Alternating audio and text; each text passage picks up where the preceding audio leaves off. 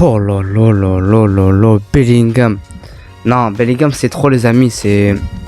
En fait, on s'en rend pas compte. Il a juste. Oh, il a 22 ans. Il va avoir 23 ans bientôt, là, en novembre, si je me trompe pas, ou en octobre. Euh, En fait, la plupart des gens sur les réseaux, ils croient que Bellingham, il a genre 25 ans, 26 ans, alors que pas du tout. Je vous assure, les amis, il a littéralement 22 ans. Genre, il est né en fin d'année 2003. Et ce mec tient la nation à lui tout seul.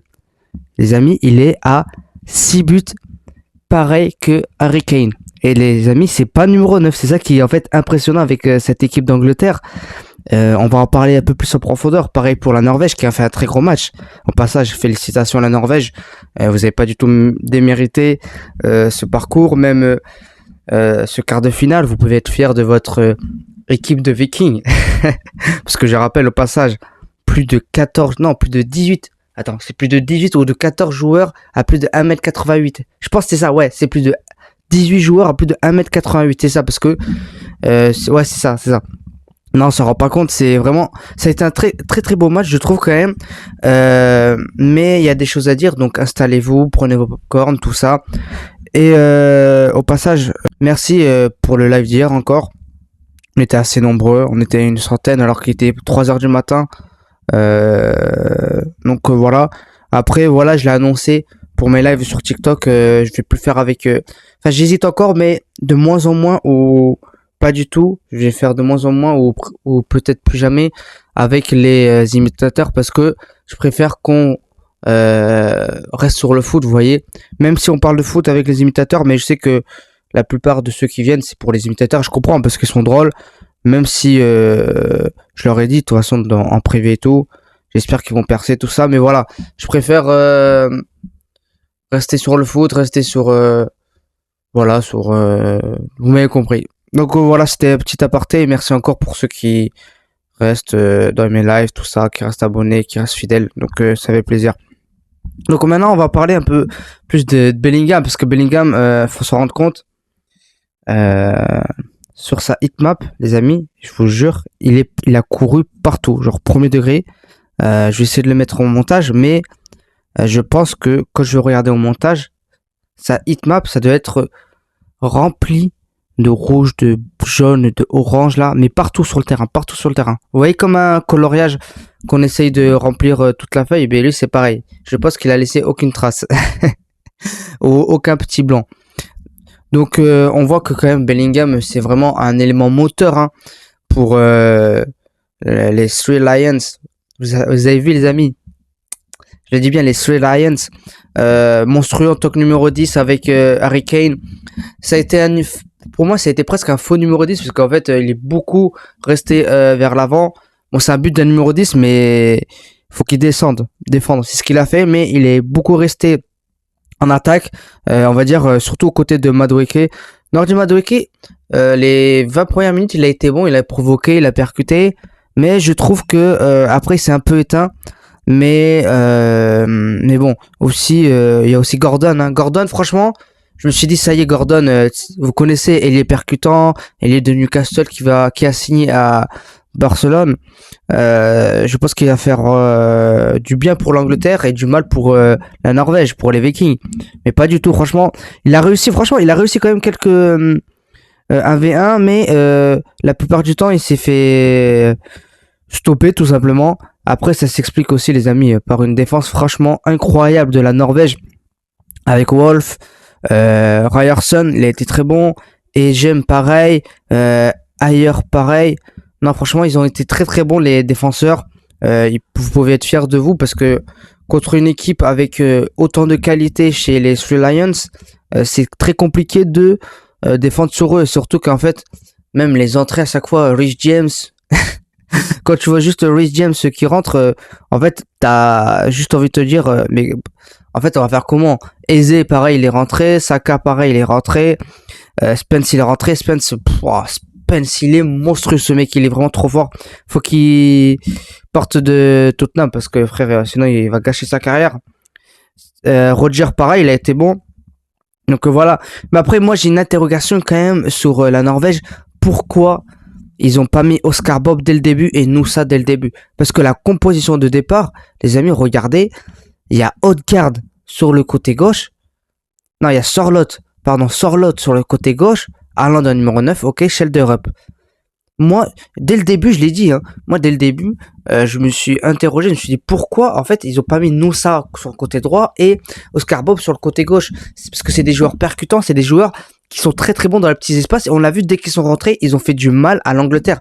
Ok, ils ont marqué, oui, ils ont marqué sans eux, mais c'est pas ça le problème. C'est juste que pour moi, en fait, t'es limité avec un Sorloth qui n'est pas le ailier percutant, le ailier qui est très technique, on le sait très bien, lui, il est limité techniquement, même s'il a fait un bon match en soi, même si je trouve que les 30 premières minutes ont été très mauvaises de la part de Sorloth, même si les 30 premières minutes, c'est pour les deux équipes en général, ça a été les 30 premières minutes assez, on va dire, dans le regard, comme un match, on va dire, ou de ping-pong, ou tout simplement comme un match de boxe, vous voyez, dans un premier round où les adversaires se regardent. Je pense que ça a été plus un match stratégique les 30 premières minutes. Après, vraiment, après la pause fraîcheur, ils ont commencé à presser les Norvégiens et ça a porté ses fruits parce que le premier but est arrivé très très rapidement à la 36e minute de Schelderup avec une passe D de tout simplement de Odegaard, mais Schelderup les amis, je vous dis, Schelderup, il a pas fait exprès. Je vous le dis, il a pas fait exprès. Pour moi, c'est clairement un centre. Pour moi, c'est un centre. Même les commentateurs, Samuel Umtiti, etc., ils l'ont dit. Pour moi, c'est un centre. Mais bon, on va dire que c'est un tir. Mais voilà, il a marqué son premier but. Après, par contre, franchement, les Three Lions ont vraiment la mentale parce que ils pourraient se dire, allez, c'est pas grave, on va essayer de revenir en deuxième mi-temps. Mais bon. Il y a Bellingham, passe des deux Gordon, Bellingham, il marque tout simplement. Non, c'est monstrueux. Et faute de... Je sais plus si c'est le premier but ou le deuxième but, la faute de Nyland. Mais en tout cas, dans tous les cas, c'est Bellingham qui a mis un doublé. Mais voilà, la faute de Nyland, Bellingham, il a juste à la pousser et la mettre tout simplement dans les cages. Après, c'est un renard des surfaces, je trouve quand même Bellingham, parce que pour rester autant dans la surface, c'est vraiment, pour moi, il a l'instinct d'un buteur. De toute façon, on l'a vu lors de sa première saison au Real de Madrid. C'est un mec vraiment qui est capable de tout faire, vraiment défendre, rester au milieu, sur le côté. Et en fait, on s'en rend pas compte. Il est tellement polyvalent, c'est tellement le mec par excellence qu'il faut avoir dans son équipe, le hashtag polyvalent comme Paolo Dybala. Je pense que tout le monde a la ref, mais voilà. Après, je trouve que quand même cette équipe de Norvège, vraiment, si elle s'améliore, même avec ses défenseurs et un peu plus de qualité au milieu, même s'ils ont déjà Odegaard, parce que Berge et le deuxième Berge, parce que ouais, c'est deux Berges, mais bon. Il y a Berge, B-E-R-G-E et B-E-R-G. Je trouve que c'est pas les meilleurs milieux, vous voyez, pour la Norvège. Je pense que dans 4 ans, on va revoir une meilleure équipe. Et surtout, c'est une équipe jeune. C'est ça qu'il faut savoir. C'est pas une équipe vieillissante. Donc, c'est ça qui est positif. Après, voilà, Solbakken peut être fier de son équipe, même si on l'a vu dans les images où il s'énerve et il jette la bouteille d'eau. Pour moi, en tant que sélectionneur, il faut pas montrer de l'énervement, de l'agacement lors du but égalisateur. Au contraire, il faut rester calme. Un peu comme Mohamed Wahabi, malgré la défaite de 0, il restait calme. Mohamed Wahabi, même dans les précédents matchs, avant le match équipe de France, il est resté zen. Et c'est ça qui permet aussi aux joueurs de rester bons mentalement. Mais voilà, pour revenir juste à Nyland, parce que j'ai parlé vite fait du but, mais Nyland, voilà, il avait fait une faute encore professionnelle. Et il a voulu prendre le ballon contre soi et il a fait la fameuse faute comme Thibaut Courtois et comme Lamens contre l'Espagne pour les Belges. Il a repoussé le ballon, malheureusement il n'a pas réussi à l'attraper et il a fait une faute de main tout simplement. Franchement, les gardiens là en ce moment là, pendant les phases à élimination directe, les amis, franchement je sais pas pourquoi ils paniquent. Après peut-être aussi c'est le manque d'expérience pour ces équipes on va dire norvégienne et belge. Mais bon, personnellement, par contre, j'ai bien aimé. Comment il s'appelle? J'ai bien aimé Marc Guéhi, il a été très très bon. Stones pareil. Et surtout Konsa. Konsa, franchement, les amis, Konsa, il est vraiment très très bon. Il a été très très bon dans les appels en profondeur avec Nordi Madueke, avec Declan Rice. Il a été bon défensivement contre un Haaland. Oh là là, Haaland, il a fait quand même mal à la défense, même si vers la fin il était KO. On le sentait que ça y est, il en pouvait plus. O'Reilly monstrueux. O'Reilly, je trouve que quand même, pour moi, c'est l'un des futurs top latéraux au monde, parce que quand je vois O'Reilly ce qu'il fait, je pense que clairement il a sa place au Paris Saint-Germain. Je vous le dis, mais bon, on a déjà Nuno Mendes, donc on n'a pas besoin de lui. Mais voilà, après je vais parler d'Anderson. Anderson, les amis, c'est monstrueux parce qu'on s'en rend pas compte. Anderson, de base, il est inconnu pour moi. Je le connaissais un peu parce que de base, je sais qu'avant il jouait à Nottingham Forest. Si je me trompe pas, les amis, n'hésitez pas à dire. Et à Newcastle avant. Mais là, il a signé à Manchester City, si je me trompe pas. Mais voilà, il est un peu inconnu au bataillon. Elliot Anderson, mais il a été monstrueux pendant ce match. Je trouve que quand même, il a été assez percutant.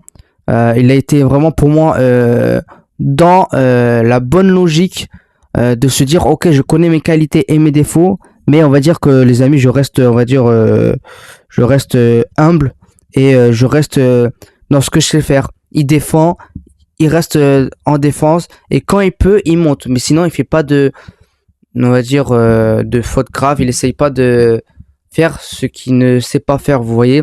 Et surtout, il a récupéré beaucoup de ballons avec Declan Rice. Oh là là là là, Declan Rice, les amis. Et la paire Declan Rice-Anderson, je vous le dis, pour les saisons à venir, et pour les Coupes du Monde, les Euros à venir, je vous dis, c'est monstrueux. Hein. Les deux, oh là là là. En fait, on s'en rend pas compte encore. Et je vous le dis, les amis, Pickford, il n'a pas fait son meilleur match, mais il a fait un bon match, mais il n'a pas fait son meilleur match. Mais je vous le dis, un Pickford comme contre le Ghana, si je me trompe pas, ou le Mexique. Ghana-Mexique, ouais, contre le Mexique. Contre l'Argentine. Parce qu'au passage, c'est l'Argentine de Messi qui a gagné. Même si Messi a pas marqué, ça fait du bien parce que Mbappé, il a 8 buts ex-aequo avec Lionel Messi, donc ça fait plaisir. Mais voilà, non, ça fait plaisir parce que, et encore, je vous le dis, les amis, il a fait rentrer Burn à la fin. Le mec, il fait 2m02, c'est une dinguerie. Franchement, pour défendre vers la fin, je trouve que c'est un très très bon joueur. Après, voilà. En général, je trouve quand même l'Angleterre a fait son match. Ils ont été quand même, on va dire, dans la zone de vérité pour moi. Parce qu'en fait, depuis le début, je pense que ça va faire ça jusqu'au bout. Enfin, jusqu'au bout, on verra s'ils vont en finale. Mais depuis le début, ils sont dans cette zone de vérité de se dire, ok, on va peut-être souffrir, mais à la fin, on sait qu'on a des joueurs de qualité, on sait ce qu'on est capable de faire. Et je pense qu'ils vont à la fin réussir jusqu'au bout. Et je pense qu'ils acceptent le fait de souffrir à chaque match. Mais voilà, faut faire maintenant attention à cette équipe d'Angleterre, notamment pour l'Argentine, parce que l'Argentine, j'ai vu le résumé et tout. Oh là là, les amis. Oh, la corruption de cette équipe, ça devient grave. Ça devient grave. Je trouve que c'est pas normal de laisser autant de corruption. Après, vous étonnez que dans les futures compétitions européennes, on va dire, tu vois, l'Euro ou la Coupe du Monde, il y aura de la corruption, mais franchement, cette équipe devrait, pour moi, être bannie du mondial à jamais. Parce que j'ai déjà parlé avec des anciens et tout sur TikTok. On était en live et tout. N'hésitez pas à vous abonner. Neyran.foot à Harbi du Sud et Neyran.foot sur Insta. Harbi du Sud, c'est sur TikTok. Tout est en description de toute façon, les amis. Mais il disait pareil, à l'époque Maradona, ça trichait, la fameuse main de, bon, je vais pas dire le truc, mais de Maradona, vous m'avez compris. Non, ça, en fait, c'est, pour moi, je trouve que le fait d'être dans une corruption, mais assumée, et c'est honteux, genre, faut vraiment avoir aucune dignité, ok, l'argent. Mais en fait, si vous êtes là que pour l'argent, ça sert à rien, déjà, de faire des compétitions et tout simplement d'accepter d'être le hôte de la compétition. Je parle pour les Américains et de tricher à chaque fois, etc. Enfin bref, j'espère que la FBI vont faire leur boulot parce qu'apparemment ils sont en train de faire leur enquête sur l'Argentine. Donc je vous tiendrai au courant. Mais voilà, dans l'ensemble, je trouve que quand même, voilà, pour revenir au match Angleterre-Norvège, ça a été un très très bon match, un match serré. Après voilà, ils se sont découvert quand même en deuxième mi-temps les deux équipes. Ils ont essayé de jouer avec leur force. Notamment pour la deuxième mi-temps, les Norvégiens ont énormément eu le ballon et ont fait beaucoup de contre-attaques. Et franchement, les amis, les Norvégiens en deuxième mi-temps, en termes de XG, je vais vous le dire, les amis, en termes de XG, les Norvégiens, à la fin, ils étaient à 0,17 contre, si je me trompe pas, 0, ah ouais, c'est l'inverse. 0,34 en première mi-temps et 0,17 en deuxième mi-temps. Mais je trouve que quand même, peut-être qu'ils ont eu moins de XG, mais ils ont été plus efficaces par contre. Ils ont été plus efficaces dans la surface et surtout, ils ont été plus prolifiques pour moi, en termes d'action en deuxième mi-temps. On voyait plus dans la surface des Surrey Lions, vous voyez. Donc j'ai bien aimé, franchement, même en prolongation, ils ont essayé on va dire, comment expliquer ça. Ils ont essayé de pousser tout simplement, mais ils n'ont pas réussi. Ça s'explique aussi avec Reece James, l'expérience, franchement, Reece James, il est monstrueux. Et voilà, félicitations au passage aux Lions, parce que vous avez été monstrueux. Et même défensivement, quand on voit Mark Gay, O'Reilly, Stones et comme ça, qui sont tout le temps bien alignés, ils se parlent à chaque fois, même Pickford. Tout le monde revient. Je me rappelle encore Bellingham, il revenait, il commençait à avoir des mini crampes. Harry Kane, oh là là, les amis, les efforts d'Harry Kane. Oh, je me rappelle d'une action où Harry Kane, à partir des prolongations, il perd le ballon, il récupère le ballon et après il repart en contre-attaque. Et c'est monstrueux, les amis. Harry Kane, il est pas tout jeune, je vous le dis. Hein. Les amis, Harry Kane, il doit avoir au moins, pour moi, il est en 93, donc pour moi, ouais, 93, il a 36, vous voyez, 36 ans. Ouais, 36 ans. Allez, 35, 36, vous voyez. Non, et encore, il a même pas 35 encore, ou 36, parce qu'il est né le 28 juillet.